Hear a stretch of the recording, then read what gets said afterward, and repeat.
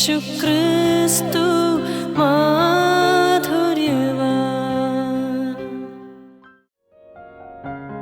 ഞങ്ങളും ക്രൂശിക്കപ്പെട്ട ക്രിസ്തുവിനെ പ്രസംഗിക്കുന്നു. ദൈവ തിരുനാമത്തിന് മഹത്വം ഉണ്ടാകട്ടെ. എഫേസ്യ ലേഖനത്തിൻ്റെ താക്കോൽ വാക്ക് നടക്കുക എന്നുള്ളതാണ്. നിങ്ങളെങ്ങനെയാണ് നടന്നിരുന്നത്? നിങ്ങൾ ഈ ലോകത്തിൻ്റെ കാൽഗതിക്കൊത്തതുപോലെ നടന്നവരാണ്. നിങ്ങൾ പിശാചിൻ്റെ ഇഷ്ടപ്രകാരം നടന്നവരാണ്. നിങ്ങൾ ജഡത്തിൻ്റെ മോഹങ്ങൾക്കൊത്തതുപോലെ നടന്നവരാണ്. ലോകത്തിനും സാത്താനും ജഡത്തിനും യോജിച്ച് നിങ്ങൾ നടന്നവരാണ്. ഇനി നിങ്ങളെങ്ങനെ നടക്കരുത്?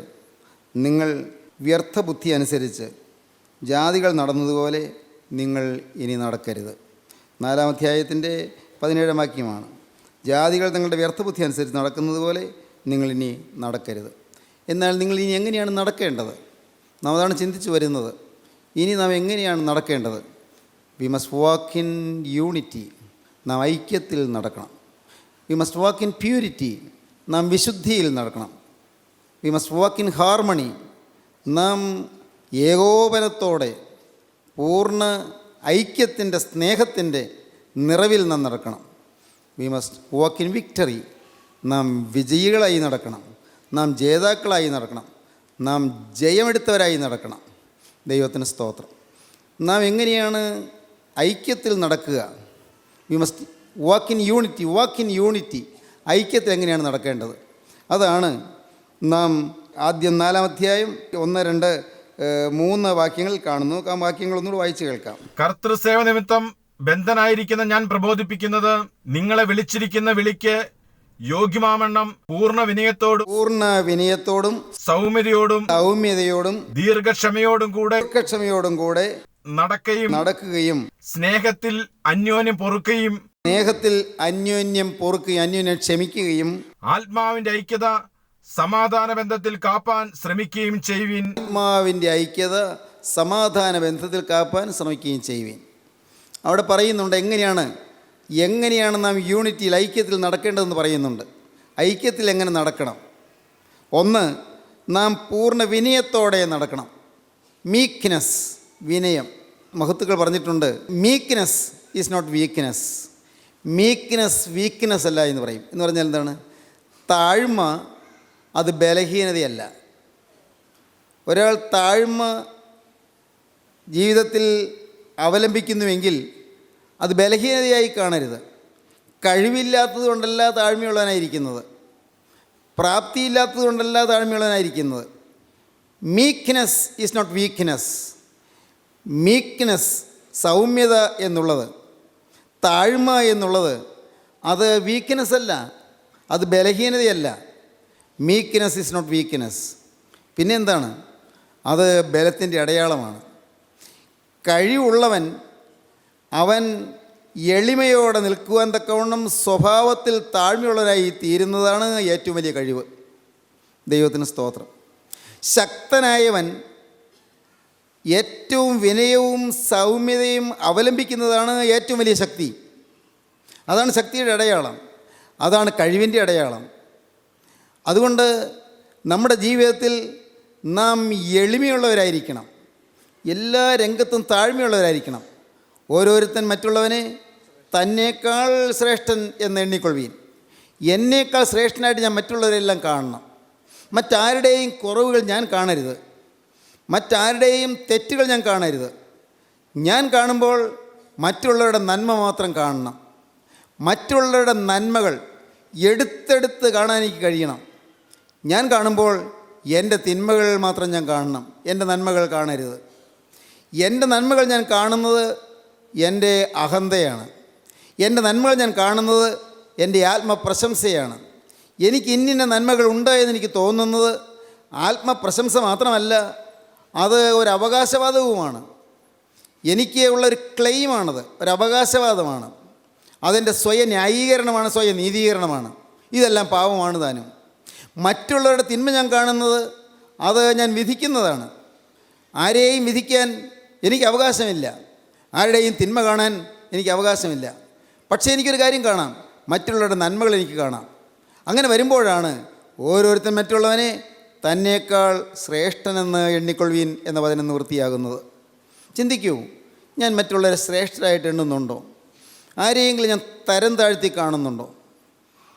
സ്നേഹിതരെ, ഞാൻ പറയട്ടെ, പല കുടുംബങ്ങളിലും ഭർത്താവ് ഭാര്യയെ തരം താഴ്ത്തി കാണുന്നു. എനിക്ക് പറ്റിയ ഭാര്യയായില്ല, എൻ്റെ വിദ്യാഭ്യാസത്തിനൊത്ത ഭാര്യയായില്ല, എൻ്റെ ധനസമൃദ്ധിക്കൊത്ത ഭാര്യയായില്ല, അവൾ കൊണ്ടുവരേണ്ടത് കൊണ്ടുവന്നില്ല, അവളുടെ സ്വത്ത് പോരാതായിപ്പോയി, അവളുടെ സൗന്ദര്യം പോരാതായിപ്പോയി, അവളുടെ വിദ്യാഭ്യാസം പോരാതായിപ്പോയി, അവളുടെ കഴിവ് പോരാതായിപ്പോയി. ഇങ്ങനെ ഭാര്യയെ തരം താഴ്ത്തി കാണുന്നത് കുടുംബത്തിൻ്റെ ഐക്യത്തിന് തടസ്സമാണ്, ദൈവമക്കൾക്ക് ചേർന്നതല്ല. അതുപോലെ തിരിച്ചും ഭർത്താവ് എനിക്ക് ചേർന്ന ഭർത്താവായില്ല, എനിക്ക് യോജിച്ച സ്വഭാവമായില്ല, എനിക്ക് ചേർന്ന സൗന്ദര്യമായില്ല, എനിക്ക് ചേർന്നതായ വിദ്യാഭ്യാസ യോഗ്യതയായില്ല, കുടുംബമഹിമ എൻ്റെ ഭർത്താവിനില്ല, ഭർത്താവിന് എൻ്റെ അത്രയും കഴിവില്ല, തരം താഴ്ത്തി കാണുന്നു. ആ കുടുംബത്തിൽ ഐക്യം വരികയില്ല, ആ കുടുംബത്തിൽ ഐശ്വര്യവും വരികയില്ല. പ്രിയപ്പെട്ടവരെ, ഭാര്യയും ഭർത്താവും ഒരിക്കലും ചിന്തിക്കുക പോലും ചെയ്യരുത്. എനിക്ക് എന്തോരം ആലോചനകൾക്ക് വന്നതായിരുന്നു കല്യാണം ആലോചിക്കുന്ന സമയത്ത്, എന്തോരം ആലോചനകൾ വന്നു. അതെല്ലാം വിട്ട് അവസാനം എനിക്ക് നിന്നെയാണ് കല്യാണം കഴിക്കാനിടയായത്. എൻ്റെ കഷ്ടകാലം. ഒരിക്കലും ചിന്തിക്കരുത്, അങ്ങനെ പറയരുത്. ഭാര്യയും ചിന്തിക്കരുത്, എനിക്ക് എത്ര നല്ല നല്ല ആലോചനകളൊക്കെ വന്നതാണ്, അതൊക്കെ വേണ്ട എന്ന് വെച്ചിട്ട് എൻ്റെ അപ്പനെയും അമ്മയും പറഞ്ഞ് ഇത് ഞാൻ കഴിക്കേണ്ടി വന്നു. എൻ്റെ കഷ്ടകാലം. ഒരിക്കലും ചിന്തിക്കരുത്, ഒരിക്കലും പറയരുത്, ഒരിക്കലും തോന്നരുത്. അത് നിങ്ങളുടെ ആത്മീയ ജീവിതത്തിന് ഏറ്റവും വലിയ ഹാനിയായിത്തീരുന്നു. മാത്രമല്ല, ഭൗതിക ജീവിതത്തിൽ പോലും നിങ്ങൾക്ക് സമാധാനം കിട്ടുകയില്ല. പ്രിയപ്പെട്ടവരെ, അനേകം കുടുംബങ്ങളിൽ ഈ എളിമ കിട്ടുന്നില്ല വ്യക്തികൾക്ക്. ഭാര്യയ്ക്ക് എളിമ കിട്ടുന്നില്ല, ഭർത്താവിന് എളിമ കിട്ടുന്നില്ല, അപ്പന് എളിമ കിട്ടുന്നില്ല, മക്കൾക്ക് എളിമ കിട്ടുന്നില്ല, അമ്മയ്ക്ക് എളിമ കിട്ടുന്നില്ല, മരുമകൾക്ക് എളിമ കിട്ടുന്നില്ല. എളിമ കിട്ടുക. ഒരു സത്യവിശ്വാസിക്ക് അവനൊരിക്കലും അഹങ്കാരം വരികയില്ല, അവൻ അഭിമാനിക്കാനൊന്നുമില്ല. അവനെപ്പോഴും സ്വന്തം ഹൃദയത്തിലേക്ക് നോക്കും. സ്വന്തം ഹൃദയത്തിലേക്ക് നോക്കിയാൽ നമുക്ക് ലജ്ജിക്കാനല്ലേ ഉള്ളൂ. ഒന്ന് ഓർത്ത് നോക്കൂ, എൻ്റെ ഹൃദയത്തിലേക്ക്, എൻ്റെ സ്വന്തം സ്വഭാവത്തിലേക്ക് നോക്കുമ്പോൾ എനിക്ക് ലജ്ജിക്കാനല്ലേ ഉള്ളൂ. പ്രിയപ്പെട്ടവരെ, ഞാൻ തുറന്നു പറയുകയാണ്, എൻ്റെ സ്വഭാവത്തിലേക്ക് ഞാൻ പ്രകടമായ പാപത്തിലേക്ക് പോകുന്നില്ല. എങ്കിൽ പോലും എൻ്റെ രക്തത്തിൽ അലിഞ്ഞു കിടക്കുന്ന പാപത്തിൻ്റെ പ്രവണതകൾ ഞാൻ കാണുന്നു. പാപം ചെയ്തിട്ടില്ല, ഭാഗ്യവശാൽ പാപം പറയുന്നില്ല, വാക്കിൽ വരുന്നില്ല, ചിന്തയിലും വരുന്നില്ല. പക്ഷേ എനിക്കറിയാം എൻ്റെ രക്തത്തിൽ അലിഞ്ഞു കിടക്കുന്ന എൻ്റെ ഈഗോ എത്ര ഭയാനകമാണെന്ന്. എൻ്റെ രക്തത്തിൽ ലയിച്ചു നിൽക്കുന്ന ഈഗോ, സ്വയം, ഞാൻ എന്ന ഒരു ചിന്ത, എൻ്റെ സെൽഫ്, എൻ്റെ ഈഗോ, എൻ്റെ ഞാൻ, അത് വളരെ ഭയാനകമാണ്. ആ ഈഗോ തകരാതെ യേശുക്രിസ്തുവിനെ എന്നിൽ പ്രസാദിക്കാൻ സാധിക്കുകയില്ല. ഞാനിത് നല്ലതുപോലെ അറിയുന്നു. ഞാൻ എൻ്റെ കാര്യം പറയുകയാണ്. നിങ്ങൾ ചിന്തിക്കൂ, നിങ്ങൾക്കെല്ലാം ഇല്ലേ ഒരു ഈഗോ ഇല്ലേ? ആരെങ്കിലും നിങ്ങളെ കുറ്റം പറഞ്ഞാൽ നിങ്ങൾക്ക് ഇഷ്ടപ്പെടുന്നില്ല, നിങ്ങൾ തെറ്റ് ചൂണ്ടിക്കാണിച്ചാൽ നിങ്ങൾക്ക് ഇഷ്ടപ്പെടുന്നില്ല, നിങ്ങൾക്ക് ഇന്ന കുറവുണ്ട് എന്ന് ആരെങ്കിലും ഒന്ന് പറഞ്ഞാൽ നിങ്ങളുടെ ഹൃദയത്തിൽ ഉടനെ നിങ്ങൾക്ക് പുകച്ചിലോ ഒരു നീറ്റലോ വരുന്നു. അത് ക്രമേണ ഒരു ഇഷ്ടക്കുറവോ മുഷിച്ചിലോ ആയി മാറുന്നു. ആ പറഞ്ഞ ആളോട് ഇഷ്ടക്കുറവ് വരുന്നു. സ്നേഹിതരെ, നിങ്ങൾ ചിന്തിക്കൂ, നിങ്ങളുടെ ജീവിതത്തിൽ നിങ്ങൾക്ക് നിങ്ങളുടെ തന്നെ തനി പാപ സ്വഭാവം ഒന്ന് തിരിച്ചറിയാൻ സാധിക്കുകയാണെങ്കിൽ, ഒരു പാപവും ചെയ്യാത്തപ്പോൾ പോലും പാപത്തിൻ്റെ ആ നേച്ചർ, ആ പ്രകൃതി നിങ്ങളിലുണ്ട് എന്ന് നിങ്ങൾക്ക് തിരിച്ചറിയാൻ കഴിയുകയാണെങ്കിൽ എന്നും തല താണിരിക്കും. എന്നും തല താണിരിക്കും. എന്നും വിനയം നിങ്ങളെ തല താഴ്ത്തുന്നവരാക്കി തീർത്തിരിക്കും. ചിന്തിച്ചു നോക്കൂ. ദൈവത്തിന് സ്തോത്രം. ദൈവത്തിൻ്റെ ഒരു പൈതൽ എപ്പോഴും ദൈവസനിൽ കടന്നു ചെല്ലുമ്പോൾ സ്വന്തം ജീവിതത്തിലേക്ക് തിരിഞ്ഞു നോക്കും, സ്വന്തം സ്വഭാവത്തിലേക്ക് നോക്കും. എൻ്റെ സ്വഭാവത്തിലുള്ളതായ അഹങ്കാരം, എൻ്റെ സ്വഭാവത്തിലുള്ളതായ ഞാൻ എന്ന ഭാവം, എൻ്റെ സ്വഭാവത്തിലുള്ളതായ കടുംപിടുത്തങ്ങൾ, ദുശാഠ്യങ്ങൾ, എൻ്റെ സ്വഭാവത്തിലുള്ളതായ കോപപ്രവണതകൾ, കോപിക്കാത്തപ്പോൾ പോലും, കോപിച്ച് മിണ്ടാത്തപ്പോൾ പോലും, കോപം മുഖത്ത് കാണിക്കാത്തപ്പോൾ പോലും ഉള്ളിൽ പതഞ്ഞു പൊന്തുന്ന കോപത്തിൻ്റെ പ്രവണതകൾ, ഇതെല്ലാം നമുക്ക് മനസ്സിലാക്കാൻ സാധിക്കും. ശരിയായിട്ട് നോക്കുന്ന ഒരാൾ, ഇത് മനസ്സിലാക്കുന്നയാൾ എന്നും താണു നിൽക്കും. അപ്പോൾ മറ്റുള്ളവരെ ശ്രേഷ്ഠരായിട്ട് എണ്ണും. ദൈവത്തിന് സ്തോത്രം. ഐക്യം ലഭിക്കണമെങ്കിൽ, യൂണിറ്റി കിട്ടണമെങ്കിൽ, ദൈവത്തോട് നടക്കണമെങ്കിൽ നാം ഇത് ജീവിതത്തിൽ അനുവർത്തിച്ചേ പറ്റൂ, ജീവിതത്തിൽ അവലംബിച്ചേ പറ്റൂ. എങ്കിലേ നമുക്ക് സാധിക്കൂ. ഈ വിനയം നമ്മുടെ ജീവിതത്തിൽ വരണം, പൂർണ്ണ വിനയം. നാം മീക്ക് ആൻഡ് മോഡസ്റ്റ്, നാം വിനയമുള്ളവരും താഴ്മയുള്ളവരുമായിട്ട് നാം ഇരിക്കേണ്ടതാണ്. ദൈവത്തിന് സ്തോത്രം. ഒന്ന്, പൂർണ്ണമായി വിനയം. രണ്ട്, സൗമ്യത. സൗമ്യതയോടെ നാം മറ്റുള്ളവരുടെ പെരുമാറ്റത്തിലുള്ള സൗമ്യത.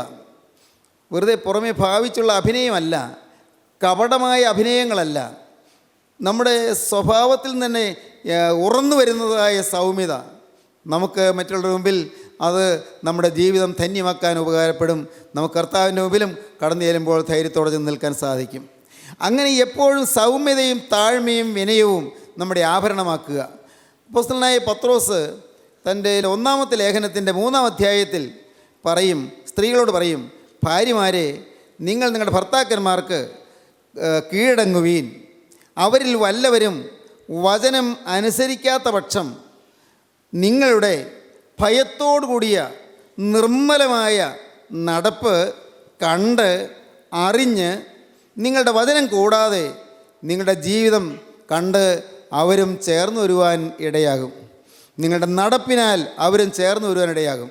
നിങ്ങളുടെ അലങ്കാരം തലമുടി പിന്നുന്നതോ പൊന്നണിയുന്നതോ വസ്ത്രം ധരിക്കുന്നതോ ഇങ്ങനെ പുറമേയുള്ളതല്ല. സൗമ്യതയും സാവധാനതയുമുള്ള മനസ്സ് എന്ന അക്ഷയഭൂഷണമായ ഹൃദയത്തിൻ്റെ ഗൂഢമനുഷ്യൻ തന്നെയായിരിക്കണം. ഇങ്ങനെയല്ലോ പണ്ട് ദൈവത്തിൽ പ്രത്യാശിച്ചിരുന്ന വിശുദ്ധ സ്ത്രീകൾ തങ്ങളെ തന്നെ അലങ്കരിച്ച് ഭർത്താക്കന്മാർക്ക് കീഴടങ്ങിയിരുന്നത്. ദൈവത്തിന് സ്തോത്രം. എങ്ങനെയാണ് അലങ്കരിക്കേണ്ടത്? അവനെ തന്നെ അലങ്കരിക്കേണ്ടത് പൊന്നണിഞ്ഞല്ല, വലിയ ആടയാഭരണങ്ങൾ അണിഞ്ഞല്ല, ആഡംബരമുള്ള വർണ്ണശബളാഭമായ നല്ല വസ്ത്രങ്ങൾ ധരിച്ചല്ല. പിന്നെ എങ്ങനെയാണോ അലങ്കരിക്കേണ്ടത്? സൗമ്യതയും സാവധാനതയുമുള്ള മനസ്സ് എന്ന അക്ഷയഭൂഷണമായ ക്ഷയിക്കാത്ത ആഭരണമായ അക്ഷയഭൂഷണം, ക്ഷയിക്കാത്ത ആഭരണം, അക്ഷയഭൂഷണമായ ഹൃദയത്തിൻ്റെ ഗൂഢമനുഷ്യൻ തന്നെയായിരിക്കണം. നമ്മുടെ സ്വഭാവത്തിൽ ക്ഷയിക്കാത്ത ആഭരണം സൗമ്യതയും സാവധാനതയുമാണ്. നിങ്ങൾ ചിന്തിക്കൂ, നിങ്ങളുടെ ജീവിതത്തിൽ ഇത് പാലിക്കാൻ പറ്റിയിട്ടുണ്ടോ? ഭർത്താവായാലും ശരി, ഭാര്യയായാലും ശരി, അപ്പനായാലും ശരി, അമ്മയായാലും ശരി, ഓഫീസിലെ ഏറ്റവും ഉയർന്ന പൊസിഷനിലുള്ള ആളായാലും ശരി, ഏറ്റവും താഴ്ന്ന പൊസിഷനിലുള്ള ആളായാലും ശരി. പ്രിയപ്പെട്ടവരെ, നിങ്ങൾ നല്ല വിദ്യാഭ്യാസമുള്ള ആളാണെങ്കിൽ ശരി, വിദ്യാഭ്യാസം ഇല്ലാത്ത ആളാണെങ്കിൽ ശരി, നിങ്ങൾക്ക് ആന്തരികമായ ഈ സൗമ്യതയും സാവധാനതയും നിങ്ങൾക്ക് പുലർത്താൻ കഴിഞ്ഞിട്ടുണ്ടോ? നിങ്ങൾ ചിന്തിക്കൂ. അപ്പോഴാണ് നിങ്ങൾ മനസ്സിലാക്കുന്നത് നിങ്ങൾ പരാജയപ്പെട്ടു പോയി എന്ന്. പല രംഗങ്ങളിലും നിങ്ങൾക്ക് പരാജയം സംഭവിച്ചു. ഒരു ടെസ്റ്റ് പറയാം, വളരെ ലളിതമായൊരു ടെസ്റ്റ്. നിങ്ങൾക്ക് കൂടെ കോപം വരുന്നുണ്ടോ? കോപം വരുന്നുവെങ്കിൽ അതിൻ്റെ അർത്ഥം നിങ്ങൾ ആരോട് കോപിക്കുന്നോ ആ ആളേക്കാൾ ഞാനാണ് ഉന്നതനെന്ന് നിങ്ങളുടെ ഹൃദയത്തിൽ ഭാവമുണ്ട്. ഭർത്താവ് ഭാര്യയോട് കോപിക്കുന്നെങ്കിൽ ഭാര്യയെ തരം താഴ്ത്തി കാണുന്നു. ഭാര്യ ഭർത്താവിനോട് കോപിക്കുന്നെങ്കിൽ ഭർത്താവിനെ തരം താഴ്ത്തി കാണുന്നു. പ്രിയപ്പെട്ടവരെ, ഒരു ജോലി സ്ഥലത്ത് ഒരാൾ വേറൊരാൾ കോപിക്കുന്നെങ്കിൽ ആ കോപിക്കുന്നയാൾ മറ്റേയാളെ തരം താഴ്ത്തി കാണുന്നു. ദൈവത്തിന് സഹിക്കാൻ വയ്യാത്ത സ്വഭാവമാണ് ഒരാൾ വേറൊരാളെ തരം താഴ്ത്തി. അപ്പനെ തരം താഴ്ത്തി കാണുന്നു. അപ്പനെ ഭയമില്ല, അപ്പനെ ബഹുമാനമില്ല, അപ്പനെ ആദരവില്ല. മക്കളെ, നിങ്ങളുടെ അമ്മയപ്പന്മാരെ കർത്താവിൽ അനുസരിപ്പീൻ, അത് ന്യായമല്ലോ. നിനക്ക് നന്മയുണ്ടാകുവാനും നീ ഭൂമിയിൽ ദീർഘായുസോടിരിപ്പാനും നിൻ്റെ അപ്പനെയും അമ്മയെയും ബഹുമാനിക്കുക എന്നത് വാഗ്ദത്തത്തോടുകൂടി ആദ്യ കൽപ്പനയാകുന്നു. എന്താണ് മക്കളോട് പറയുകയാണ്? മക്കളെ, നിങ്ങളുടെ മാതാപിതാക്കന്മാരെ നിങ്ങൾ കർത്താവിൽ അനുസരിപ്പീൻ, അത് ന്യായമല്ലോ, ന്യായമായ കാര്യമാണ്. എന്തിന്? നിനക്ക് നന്മയുണ്ടാകുവാനും നീ ഭൂമിയിൽ ദീർഘായുസോടിരിപ്പാനും നിൻ്റെ അപ്പനെയും അമ്മയെയും ബഹുമാനിക്കുക എന്നത് വാഗ്ദത്തത്തോടുകൂടി ആദ്യ കൽപ്പനയാകുന്നു. വാഗ്ദത്തം, നീ അപ്പനെയും അമ്മയും ബഹുമാനിച്ചാൽ നിനക്ക് നന്മയുണ്ടാകും, നീ ഭൂമിയിൽ ദീർഘായുസോടിരിക്കും. ഇത് ദൈവത്തിൻ്റെ വാഗ്ദത്തമാണ്. ഈ വാഗ്ദത്തോടുകൂടി ആദ്യത്തെ കൽപ്പനയാണ് മാതാപിതാക്കളെ ബഹുമാനിപ്പീൻ, മാതാപിതാക്കളെ അനുസരിപ്പീൻ. മക്കളെ, നിങ്ങളുടെ മാതാപിതാക്കന്മാരെ അമ്മയപ്പന്മാരെ കർത്താവിൽ അനുസരിപ്പീൻ, അത് ന്യായമല്ലോ. നിനക്ക് നന്മയുണ്ടാകുവാനും നീ ഭൂമിയിൽ ദീർഘായുസോടിരിപ്പാനും നിൻ്റെ അപ്പനെയും അമ്മയും ബഹുമാനിക്കുക എന്നത് വാഗ്ദത്തോടുകൂടി ആദ്യ കൽപ്പനയാകുന്നു. ദൈവത്തിന് സ്തോത്രം. നിങ്ങളുടെ ജീവിതത്തിൽ എത്രത്തോളം നിങ്ങളിതെല്ലാം പാലിക്കുന്നുണ്ട്? നിങ്ങൾക്ക് ഇത് മനസ്സിലാക്കുമ്പോൾ എളിമ വരും. അയ്യോ, ഈ ആഭരണം എനിക്ക് കിട്ടിയിട്ടില്ല, ഞാൻ എന്നെ തന്നെ അലങ്കരിച്ചിട്ടില്ല. ഇങ്ങനെയല്ലോ പണ്ട് വിശുദ്ധ സ്ത്രീകൾ തങ്ങളെ തന്നെ അലങ്കരിച്ച് ഭർത്താക്കന്മാർക്ക് കീഴടങ്ങിയിരുന്നു. എങ്ങനെ? സൗമ്യതയും സാവധാനതയും ഈ ആഭരണം ധരിച്ച്. അതുകൊണ്ട് സാറ അബ്രഹാമിനെ യജമാനൻ എന്ന് വിളിച്ചനുസരിച്ചിരുന്നു. സാറ അബ്രഹാമിനെ യജമാനൻ എന്ന് വിളിച്ചനുസരിച്ചിരുന്നു. മാതൃകയാണ്. സാറ പുരാതന കാലത്തെ അബ്രഹാം പിതാവിൻ്റെ ഭാര്യയായ സാറ അബ്രഹാമിനെ യജമാനൻ എന്ന് വിളിച്ചനുസരിച്ചിരുന്നു. കുടുംബ ബന്ധങ്ങൾ സ്നേഹത്തിൽ ഐക്യത്തിൽ വരണമെങ്കിൽ നിങ്ങൾക്ക് പൂർണ്ണമായ വിനയവും സൗമ്യതയും വരണം. ഒന്ന് വിനയം, രണ്ട് സൗമ്യത. മൂന്നാമത്തേത് എന്താണ്? മൂന്നാമത്തെ ദീർഘക്ഷമ. എന്താണ് പറഞ്ഞത്? നിങ്ങളെ വിളിച്ചിരിക്കുന്ന വിളിക്ക് യോഗ്യമാണ്, പൂർണ്ണ വിനയത്തോടും സൗമ്യതയോടും ദീർഘക്ഷമയോടുകൂടി നടക്കുക. ദീർഘക്ഷമയോടുകൂടി നടക്കുക. ദീർഘക്ഷമയോടുകൂടി. നാം എടുത്തു ചാടി ഒരു വാക്ക് പറയരുത്, ചാടി പറയരുത്. ഒന്ന് ചിന്തിക്കണം. ഇവിടെ ഞാനിത് പറഞ്ഞേ പറ്റുകയുള്ളൂ. ചിന്തിക്കണം. ഇത് ഞാൻ ഇപ്പോൾ തന്നെ പറഞ്ഞേ പറ്റുകയുള്ളൂ, ഞാൻ ഇങ്ങനെ തന്നെ പറഞ്ഞേ പറ്റുകയുള്ളൂ. നിങ്ങൾ ചിന്തിക്കണം. എടുത്തു ചാടി ഒരു വാക്ക് പറയരുത്. വീട്ടിലാണെങ്കിലും ശരി, ജോലി സ്ഥലത്താണെങ്കിലും ശരി, എവിടെയും ഒന്ന് ചിന്തിക്കുക. Look before you leap. നീ ഒന്ന് കുതിക്കുന്നതിന് മുൻപ് ഒന്ന് നോക്ക്. Look before you leap. നീ ഒന്ന് കുതിക്കുന്നതിന് മുൻപ്, ചാടുന്നതിന് മുൻപ് നീ ഒന്ന് നോക്ക്. ഞാൻ ചാടിയാൽ പറ്റുമോ? ചാടിയാൽ അങ്ങ് എത്തുമോ? ഞാൻ ചാടിയാൽ അവിടെ ഉദ്ദേശിക്കുന്ന സ്ഥലത്ത് തന്നെ ചെന്ന് ചേരുമോ? Look before you leap. ഇത് പലപ്പോഴും ചിന്തിക്കാറില്ല. നല്ലതുപോലെ ചിന്തിച്ച് വേണം ചെയ്യാൻ. എന്താണ്? ദീർഘക്ഷമ വേണം. ക്ഷമ നമ്മുടെ ആഭരണമാക്കി തീർക്കണം. സൗമ്യതയും സാവധാനതയും ദീർഘക്ഷമയും നമ്മുടെ അലങ്കാരമാക്കി എടുക്കണം. ദീർഘക്ഷമയോട് നടക്കുക. ക്ഷമിക്കാൻ നമുക്ക് സാധിക്കണം, നമുക്ക് പൊറുക്കാൻ സാധിക്കണം. ദൈവത്തോട് നടക്കണമെങ്കിൽ, നോഹ ദൈവത്തോട് നടന്നു, ഹാനോക്ക് ദൈവത്തോട് നടന്നു. ദൈവത്തോട് നടക്കണമെങ്കിൽ ഇത് നമ്മുടെ ജീവിതത്തിൽ അനുവർത്തിക്കണം. ഞാൻ ദീർഘക്ഷമയോട് നടക്കണം, ഞാൻ പൂർണ്ണ വിനയത്തോട് നടക്കണം, ഞാൻ പൂർണ്ണ സൗമ്യതയോട് നടക്കണം. ദൈവത്തിന് സ്തോത്രം. ദീർഘക്ഷമ എല്ലാറ്റിൻ്റെയും മാതൃക നമുക്ക് കുരിശിൽ കാണാം. ദീർഘക്ഷമയുടെയും മാതൃക കുരിശിൽ കാണാം. നാലാമതായിട്ട് നമുക്ക് കാണാൻ സാധിക്കുന്നത് സ്നേഹത്തിൽ നടപ്പീൻ. 5-ാം അധ്യായം 2-ാം വാക്യം വായിക്കാം. സ്നേഹത്തിൽ നടപ്പീൻ. ഈ യൂണിറ്റി, വാക്ക് ഇൻ യൂണിറ്റി എന്നുള്ളതിലാണ് ഞാനിതെല്ലാം പറയുന്നത്. 1 സൗമ്യതയോടെ നടപ്പീൻ, 2 താഴ്മയോടെ നടപ്പീൻ, 3 ദീർഘക്ഷമയോടെ നടപ്പീൻ, 4 സ്നേഹത്തിൽ നടപ്പീൻ. ക്രിസ്തുവും നിങ്ങളെ സ്നേഹിച്ച് നമുക്ക് വേണ്ടി തന്നെത്താൻ ദൈവത്തിന് സൗരഭ്യവാസനയായ വഴിപാടും യാഗവുമായി അർപ്പിച്ചതുപോലെ സ്നേഹത്തിൽ നടപ്പിൻ. എങ്ങനെ? ക്രിസ്തു സ്നേഹിച്ചതുപോലെ. ക്രിസ്തുവും നിങ്ങളെ സ്നേഹിച്ച് നമുക്ക് വേണ്ടി തന്നെത്താൻ ദൈവത്തിന് സൗരഭ്യവാസനയായ വഴിപാടും യാഗവുമായി അർപ്പിച്ചതുപോലെ സ്നേഹത്തിൽ നടപ്പീൻ. സ്നേഹത്തിൽ നടപ്പീൻ. പരസ്പര സ്നേഹം. സ്നേഹം എല്ലാം പൊറുക്കും. സ്നേഹം ദീർഘമായി ക്ഷമിക്കും. സ്നേഹം ദയ കാണിക്കും. സ്നേഹം അകൃത്യം കണക്കിടുന്നില്ല.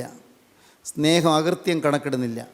ഒരാൾ തെറ്റ് ചെയ്താൽ അത് തെറ്റായി തോന്നുകയില്ല സ്നേഹമുണ്ടെങ്കിൽ. നിങ്ങൾ ഓർത്ത് നോക്കൂ, നിങ്ങളുടെ മക്കളോട് തെറ്റ് ചെയ്താൽ നിങ്ങൾക്കത് വലിയ വലിയ വലിയ ഭയങ്കര തെറ്റായിട്ട് തോന്നുകയില്ലല്ലോ. മക്കളോട് സ്നേഹമുണ്ട്. ഭാര്യയോട് തെറ്റ് ചെയ്താൽ വലിയ ഭയങ്കര കാര്യമായിട്ട് തോന്നുകയില്ലല്ലോ. ഭാര്യയോട് സ്നേഹമുണ്ട്. ഭർത്താവ് തെറ്റ് ചെയ്താൽ അവിടെ കൂടുതൽ വിശദീകരണം വേണ്ടല്ലോ. നിങ്ങളതൊന്നും മനസ്സിൽ വെച്ചുകൊണ്ടിരിക്കുന്നില്ലല്ലോ. സ്നേഹമുണ്ട്. സ്നേഹമില്ലെങ്കിൽ അതെല്ലാം ഉള്ളിൽ വലിയ വലിയ കരിങ്കല്ല് പോലെ, ഹൃദയം നിറയെ പാറ പോലെ അവിടെ അങ്ങ് ഉയർന്നു നിൽക്കും. ആ ഹൃദയം കല്ലിച്ചിരിക്കും. സ്നേഹമില്ലെങ്കിൽ ക്ഷമിക്കാൻ സാധിക്കുകയില്ല. ദൈവത്തിന് സ്തോത്രം. സ്നേഹത്തിൽ നടപ്പീൻ. വായിക്കാം 5-ാം അധ്യായം 9-ാം വാക്യം. കർത്താവിന് പ്രസാദമായത് എന്തെന്ന് പരിശോധിച്ചുകൊണ്ട് വെളിച്ചത്തിലുള്ളവരായി നടന്നുകൊള്ളുവിൻ. വെളിച്ചത്തിലുള്ളവരായി നടന്നുകൊള്ളുവിൻ. വെളിച്ചത്തിലുള്ളവരായി നടന്നുകൊള്ളുവിൻ. വെളിച്ചത്തിൽ നടപ്പീൻ. ഹൃദയത്തിൻ്റെ പ്രകാശത്തിൽ നടപ്പീൻ. ഹൃദയത്തിൻ്റെ ബോധത്തിൽ നടപ്പീൻ. നല്ല വെളിവുള്ളവരായി നടപ്പീൻ. നല്ല സുബോധമുള്ളവരായി നടപ്പീൻ. വെളിച്ചത്തിൽ നടപ്പീൻ. ഒന്നും അറിഞ്ഞിരിക്കുന്നില്ല. വെളിച്ചത്തിൽ നടപ്പീൻ. കാപട്യം പാടില്ല. വ്യാജം പാടില്ല. പുറമെ വേഷാഭിനയം പാടില്ല. അഭിനയിച്ചുള്ള സ്നേഹമല്ല. അഭിനയിച്ച് കാണിച്ചുള്ള സ്നേഹമല്ല. കാണുമ്പോൾ ചിരിച്ച് നല്ല വർത്തമാനം പറയുന്ന സ്നേഹമല്ല. ഹൃദയത്തിൽ നിറഞ്ഞ സ്നേഹം. ഹൃദയത്തിൽ നിറഞ്ഞതായ, ഹൃദയത്തിൽ തിങ്ങി നിൽക്കുന്നതായ സ്നേഹം. ക്ഷമിക്കാനുള്ള മനോഭാവം. അവിടെ പുറമേ കാണിക്കുന്ന കാപട്യ അഭിനയങ്ങളില്ല. എന്താണ് പറഞ്ഞത്? വെളിച്ചത്തിൽ നടപ്പീൻ. വെളിച്ചത്തിലാണ് നടക്കുന്നത്. എങ്ങനെ അറിയാം? വെളിച്ചത്തിൻ്റെ ഫലം എന്താണ്? സകല സൽഗുണവും നീതിയും സത്യവുമല്ലോ വെളിച്ചത്തിൻ്റെ ഫലം. വെളിച്ചത്തിന് ഫലമുണ്ട്. സകല സൽഗുണവും നീതിയും സത്യവുമല്ലോ വെളിച്ചത്തിൻ്റെ ഫലം. വായിക്കാം. സകല സദ്ഗുണവും നീതിയും സത്യവുമല്ലോ വെളിച്ചത്തിന്റെ ഫലം. ഇരുട്ടിന്റെ നിഷ്ഫല പ്രവൃത്തികളിൽ കൂട്ടാളികളാകരുത്. ഇരുളിന്റെ നിഷ്ഫല പ്രവൃത്തികളിൽ കൂട്ടാളിയാകരുത്. അവയെ ശാസിക്കത്രേ വേണ്ടത്. തെറ്റ് കാണുമ്പോൾ കൂട്ടാളിയാകരുത്, അതിനെ ശാസിക്കണം. ദൈവത്തിന് സ്തോത്രം. തെറ്റ് കാണുമ്പോൾ സാരമില്ല എന്ന് പറഞ്ഞ് അവിടെ പയ്യെ തലോടി വിടുകയല്ല വേണ്ടത്. തെറ്റ് തെറ്റായി തന്നെ കാണണം. ടു കോൾ എ സ്പെയ്ഡ് എന്ന് പറയും. തൂമ്പയെന്ന് തന്നെ വിളിക്കുക. തൂമ്പയെ ഒരു വാക്കത്തിയ എന്ന് പറഞ്ഞാൽ പറ്റില്ല. തൂമ്പ ഒരു ചെറിയ പേനാക്കത്തിയാണെന്ന് പറഞ്ഞാൽ പറ്റുകയില്ല. To call a spade. ഒരു തൂമ്പയെന്ന് തന്നെ വിളിക്കുക. തെറ്റിനെ തെറ്റായി തന്നെ കാണുക. അവിടെ യാതൊരു മയവും ഉണ്ടാകരുത്. മയം ഉണ്ടായാൽ ആ തെറ്റിന് ഞാൻ പങ്കാളിയായി പോകും. ഞാനവിടെ ലോഹ്യം കാണിച്ചാൽ ആ തെറ്റിന് ഞാൻ പങ്കാളിയായി പോകും. പ്രിയപ്പെട്ടവരെ, തെറ്റിനെ തെറ്റായി തന്നെ കാണിച്ചു കൊടുക്കണം. തെറ്റായി തന്നെ നിശ്ചിതമായി, കർക്കശമായും നിശ്ചിതമായും കൃത്യമായും നാം കാണിച്ചു കൊടുക്കണം. തെറ്റ് തെറ്റായി തന്നെ കാണിച്ചു കൊടുക്കണം. അതാ പറഞ്ഞത്, സകല സൽഗുണവും നീതിയും സത്യവുമല്ലോ വെളിച്ചത്തിൻ്റെ ഫലം. ഇരുട്ടിൻ്റെ നിഷ്ഫല പ്രവൃത്തികൾക്ക് കൂട്ടാളികളാകരുത്, അവയെ ശാസിക്കത്രേ വേണ്ടത്. ദൈവത്തിന് അപ്പോഴോ അവർ ഗൂഢമായി ചെയ്യുന്നത് പറവാൻ പോലും ലജ്ജയാകുന്നു. അവയെ ശാസിക്കുമ്പോഴോ സകലത്തെയും കുറിച്ച് വെളിച്ചത്താൽ ബോധം വരുന്നു. ശാസിക്കുമ്പോൾ തെറ്റ് ബോധം വരും. സൗമ്യമായിട്ട്, വളരെ മാർദ്ദവമായിട്ട് തെറ്റ് പുറമേ കാണിക്കാതെ വളരെ ഒതുക്കി ഒളിപ്പിച്ചു വെച്ചാൽ സംഭവിക്കുന്നതാണെന്നറിയാമോ? അവിടെ ആ ആൾക്ക് പാവബോധം കിട്ടുകയില്ല, ആ ആൾക്ക് അനുഗ്രഹം കിട്ടുകയില്ല, ആ ആൾക്ക് പ്രയോജനം കിട്ടുകയില്ല. തെറ്റിനെ തെറ്റ് എന്ന് കർക്കശമായും നിശ്ചിതമായും ചൂണ്ടിക്കാണിക്കുക. ദൈവത്തിന് സ്തോത്രം. അതാണ് സ്നേഹം. സാക്ഷാത് സ്നേഹം അതാണ്. മൂടി വയ്ക്കുന്നത് സ്നേഹമല്ല, വെളിച്ചത്ത് കൊണ്ടുവരുന്നതാണ് സ്നേഹം. വെളിച്ചത്ത് കൊണ്ടുവന്ന് അത് കർക്കശമായി ശാസിക്കുമ്പോൾ ശത്രു ഓടുന്ന് മാറിപ്പോവുകയാണ്. പൈശാചിക ശക്തി അതിൻ്റെ പിന്നിൽ മാറിപ്പോവുകയാണ്. കാപട്യത്തിൻ്റെ പിന്നിൽ പൈശാചികനുണ്ട്, ഇരുളിൻ്റെ പിന്നിൽ പൈശാചികനുണ്ട്, ദുഷ്ടപ്രവൃത്തികളിൽ പിന്നിൽ പൈശാചികനുണ്ട്. ആരെങ്കിലും തിന്മ ചെയ്താൽ അതിനെ ശാസിക്കുമ്പോൾ മാത്രമേ ആ തിന്മയിൽ നാം വിട്ടു നിൽക്കുകയുള്ളൂ. അത് ശാസിക്കാൻ സാധിക്കണമെങ്കിൽ നമ്മുടെ ഹൃദയത്തിൽ തിന്മയില്ലാതിരിക്കണം, നമ്മുടെ ഹൃദയത്തിൽ അഴുക്കില്ലാതിരിക്കണം. എങ്കിലേ നമുക്ക് ശാസിക്കാൻ പറ്റുകയുള്ളൂ. അവയെ ശാസിക്കത്രേ വേണ്ടത്. അവർ ഗൂഢമായി ചെയ്യുന്നത് പറവാൻ പോലും ലജ്ജയാകുന്നു. അവയെ ശാസിക്കുമ്പോഴോ സകലത്തെയും കുറിച്ച് വെളിച്ചത്താൽ ബോധം വരും. ബോധം വരുന്നതെല്ലാം വെളിച്ചം പോലെ തെളിവല്ലോ. ദൈവത്തിന് സ്തോത്രം. വെളിച്ചം പോലെ തെളിഞ്ഞു വരും. സഹോദരങ്ങളെ, നമ്മുടെ ജീവിതത്തിൽ ഐക്യത്തിൽ നടക്കണമെങ്കിൽ ഈ കാര്യങ്ങൾ വരണം. 1 സൗമ്യതയിൽ നടക്കണം, 2 താഴ്മയിൽ നടക്കണം, 3 ദീർഘക്ഷമയിൽ നടക്കണം, 4 സ്നേഹത്തിൽ നടക്കണം, 5 വെളിച്ചത്തിൽ നടക്കണം. കർത്താവിന് സ്തോത്രം. വാക്കിൻ യൂണിറ്റി, ഐക്യത്തിൽ നടക്കണം. ദൈവത്തിന് സ്തോത്രം. ഞാൻ ഈ വാക്കുകൾ നിർത്തുന്നതിന് മുൻപ് എനിക്ക് നിങ്ങളോടൊരു അപേക്ഷയുണ്ട്. നിങ്ങളിതെല്ലാം കേട്ടല്ലോ. നിങ്ങൾ ക്രിസ്തുവിനെ മാതൃകയാക്കി പൂർണ്ണ സ്നേഹത്തിൽ, പൂർണ്ണ വിനയത്തിൽ, പൂർണ്ണ സൗമ്യതയിൽ ക്രിസ്തുവിൻ്റെ ഭാവത്തോടെ നടപ്പാൻ നിങ്ങളിപ്പോൾ ഒരു തീരുമാനം എടുക്കാമോ? ഇപ്പോൾ നിങ്ങളുടെ ജീവിതം കർത്താവിൻ്റെ കരങ്ങളിലേക്ക് കൊടുക്കാമോ? കർത്താവിനോട് നിങ്ങൾക്കൊരു വാക്ക് പറയാമോ? എൻ്റെ കർത്താവേ, ഇത്രയും കാലം ഇരുളിൻ്റെ നിഷ്ഫല പ്രവൃത്തികൾക്ക് ഞാൻ കൂട്ടാളിയായിപ്പോയി. ഇത്രയും കാലം ഇരുളിൻ്റെ പ്രവൃത്തി ചെയ്യുന്നവർക്ക് ഞാൻ പങ്കാളിയായിപ്പോയി. കർത്താവേ, ഇത്രയും കാലം കാപട്യത്തിനും അഹങ്കാരത്തിനും തിന്മയ്ക്കും ദുഷ്ടതയ്ക്കും ക്രൂരതയ്ക്കുമെല്ലാം ഞാനും കൂട്ടാളിയായിപ്പോയി. അതെല്ലാം അഫോർഡ് ചെയ്തു പോയി. കർത്താവേ, ഞാൻ വഹിച്ചുകൊണ്ട് നടന്നു. എൻ്റെ കർത്താവേ, അതെല്ലാം ഞാൻ മറച്ചു പിടിച്ചു. മറ്റുള്ളവരുടെ തിന്മകളെ ഞാൻ മറച്ചു പിടിച്ചു. കർത്താവേ, എൻ്റെ തിന്മയും ഞാൻ മറച്ചു പിടിച്ചു. ഞാൻ കപടഭക്തനായി ഞാൻ ജീവിച്ചു. ഞാൻ വേഷഭക്തിയിൽ ജീവിച്ചു. കർത്താവേ, നീ എന്നോട് കരുണ തോന്നണം. എന്നോട് നീ മനസ്സലിയണം. എൻ്റെ വേഷഭക്തിയുടെ പുറംകുപ്പായം ഊരിക്കളഞ്ഞ് എൻ്റെ തനിനിറം ഇപ്പോൾ ഞാൻ തിരുവൻഭാഗം തുറന്നു വയ്ക്കുകയാണ്. കർത്താവേ, എൻ്റെ വേഷഭക്തിയുടെ പുറംകുപ്പായങ്ങൾ, എൻ്റെ പൊയ്മുഖങ്ങൾ എല്ലാം വലിച്ചു കയറി കളഞ്ഞുകൊണ്ട് ഞാനിതാ തിരുവൻഭാഗം വന്ന് എന്നെ തന്നെ തുറന്നു വയ്ക്കുന്നു. കർത്താവേ, നിൻ്റെ തിരുമുമ്പിൽ വരുമ്പോൾ എനിക്ക് നോക്കാൻ മാതൃകയായി വേറെ ആരുമില്ല. യേശുവേ, നീ മാത്രമാണ് മാതൃക. നിൻ്റെ മാതൃകയ്ക്കൊത്തതുപോലെ എന്നെ നോക്കുമ്പോൾ എനിക്ക് ലജ്ജിക്കാനേ വകയുള്ളൂ. ഞാൻ ഒന്നും ആയിട്ടില്ല. യേശുവേ, നിൻ്റെ സ്വഭാവത്തോട് അനുരൂപപ്പെടുവാൻ ഞാൻ ഒന്നും ആയിട്ടില്ല. ഞാൻ ഏതുമായിട്ടില്ല. കർത്താവേ, നീ എന്നോട് മനസ്സിലിയണം. എന്നെ നീ ഇപ്പോൾ നിൻ്റെ തെർക്കര നീട്ടും തൊടണം. യേശുവേ, നിൻ്റെ ആണിപ്പാടൽ കരം എൻ്റെ മേൽ വയ്ക്കണം. ഐശ്വര്യം എൻ്റെ ഹൃദയത്തിലേക്ക് തരണം, എൻ്റെ കുടുംബത്തിലേക്ക് തരണം, എൻ്റെ മക്കളിലേക്ക് പകരണം, എൻ്റെ തലമുറയിലേക്ക് പകരണം. കർത്താവേ, ഈ സമൂഹത്തിൽ എൻ്റെ നാഥായി യേശുവിൻ്റെ സ്വഭാവം പ്രതിബിംബിക്കുന്നവനായി എനിക്ക് ജീവിക്കണം. യേശുവിൻ്റെ സ്വഭാവം എന്നിൽ കൂടി മറ്റുള്ളവർ കാണണം. മനുഷ്യർ നിങ്ങളുടെ നല്ല പ്രവൃത്തിയിലേക്ക് കണ്ട് സ്വർഗസ്ഥനായ നിങ്ങളുടെ പിതാവിനെ മഹത്വപ്പെടുത്തേണ്ടതിന് നിങ്ങളുടെ വെളിച്ചം അവരുടെ മുമ്പിൽ പ്രകാശിക്കട്ടെ എന്ന് അവിടുന്ന് കൽപ്പിച്ചുവല്ലോ. മനുഷ്യർ നിങ്ങളുടെ നല്ല പ്രവൃത്തിയിലേക്ക് കണ്ട് സ്വർഗസ്ഥനായ പിതാവിനെ മഹത്വപ്പെടുത്തേണ്ടതിന് നിങ്ങളുടെ വെളിച്ചം അവരുടെ മുമ്പിൽ പ്രകാശിക്കട്ടെ എന്ന് അവിടുന്ന് കൽപ്പിച്ചുവല്ലോ. കർത്താവേ, അവിടുത്തെ വെളിച്ചം എന്നിൽ കൂടി പ്രകാശിപ്പാനിടയാക്കണമേ.